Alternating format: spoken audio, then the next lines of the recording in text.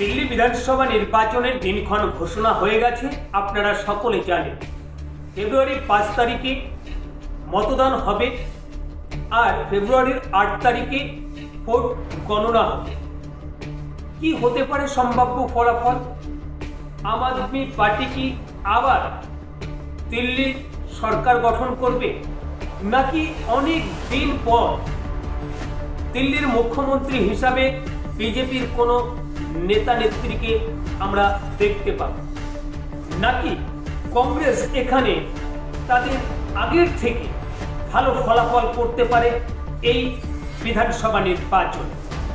আসুন সব তথ্য আকারে এক এক করে আপনাদের সামনে তুলে ধরব। সম্পূর্ণ ভিডিওটার সঙ্গে থাকবেন, তাহলে জানতে পারবেন আগামী নির্বাচনে এই দিল্লি বিধানসভা কোন দলের দখলে থাকতে পারে।